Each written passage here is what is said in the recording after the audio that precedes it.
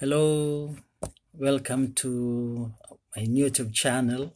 This is Raul Baluma Tabaransa in my channel. Please, before you continue, please like and subscribe. As I've said from the beginning, the 2 days when I started, I am planning to upgrade my YouTube, but I don't know how to do it. And so I am, for the moment, uploading some videos, especially on personal questions about journey, about my spiritual and my life as a missionary. And the other day I spoke about blooming where you are planted. Yesterday I spoke about grieving, grieving and letting go. Today I would like to speak conflicts between mind and the heart. I was asked of this question. What's a conflict you've been through, you've been having between your head and your heart? Before I start, I would like to remind, how to call this. I would like to say that when I was a seminarian, we had a psycho-spiritual integration, and I took some psychological tests, and I had the same score between thinking and feeling, perceiving, and this one here of the heart. And so I was asked by the psychologist, in which way that I am really inclined to, and I said I am more inclined in here. And I remember also I took the Enneagram, the Enneagram test of personality, and I had the same result of Mother Teresa of Calcutta, and that was also of the heart. I think I am really very heart-centered. And going back to the question of this conflict between the heart and the head, I always believe that I am a balanced person in so many ways. But if I have to really make a choice, I choose feeling. I think I am really, as I've said, I am really centered in this part. I think I am really a feeler. Don't put negative connotation about this one, but I am more of a feeler. I am a man of emotion. I display freely my emotion. I express openly the contents of my heart, or my pains, or my joys and struggles, and even love. I fell in love also once or twice when I was young. But I am very much expressive in here in my heart. The conflict is that I am misunderstood sometimes. For I think always with my heart. I remember our teacher also told us before, think 50% with your heart and feel 50% with your mind. Because if you are 70% here and only 30% here, the boat will not be sailing freely. If you are 70% here and little here, again the same thing. So I would say I am balanced in a way, but inwardly, which at times I don't consider what other people are thinking. I am giving more consideration of in this part of my feeling. Anyway, it did not result into big troubles. But but still, love matters for me. I still love what my heart expresses. I love what my heart expresses. So I've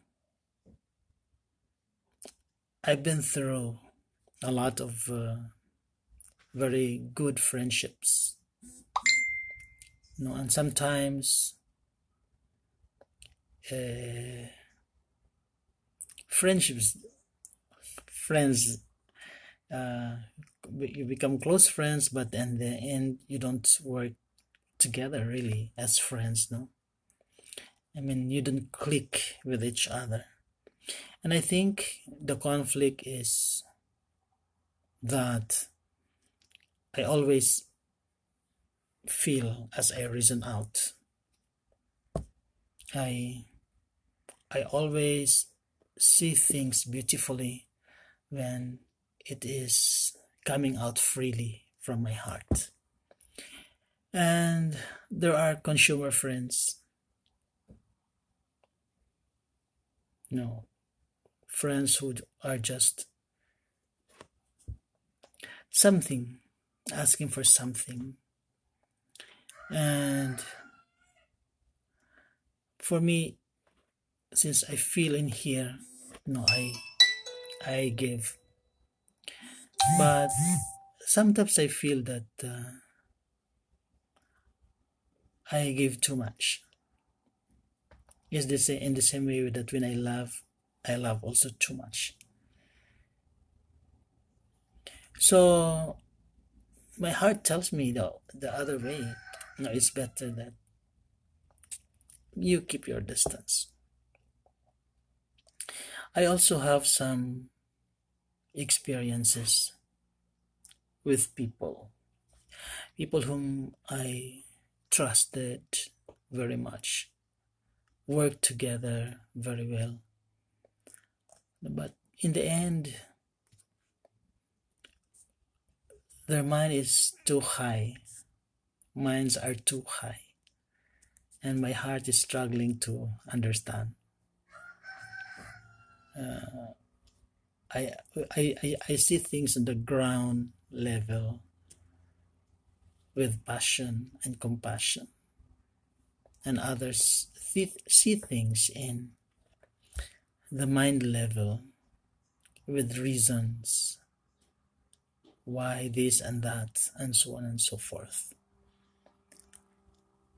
I reason with emotion. Many times I look back at my journal. I make journals every single day. When I see this also in my journal, in my letters to friends. I freely express myself. Sometimes my mind tells me I should not do it. My heart tells me, do what pleases you and gives you inner joy and serenity. So I express freely. Many people are using logic all the time, reasoning and giving explanations. With my heart, I just sit down silently and converse about my situation. I feel some sense of consolation.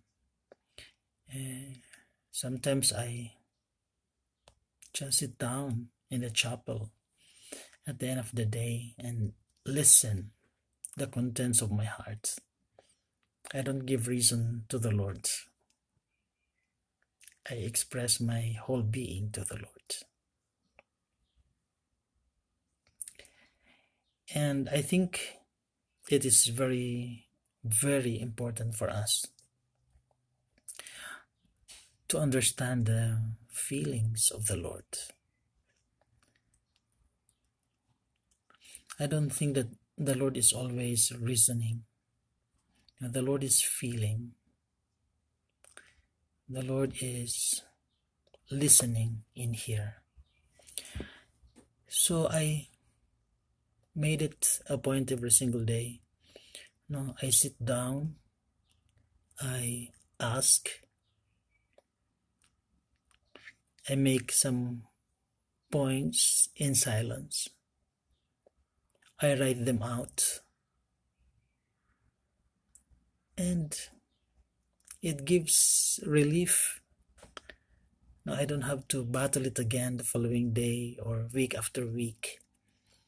If I have understood that this is the situation, I know that my heart will be at peace. So I think it is really very important for us to listen to our hearts,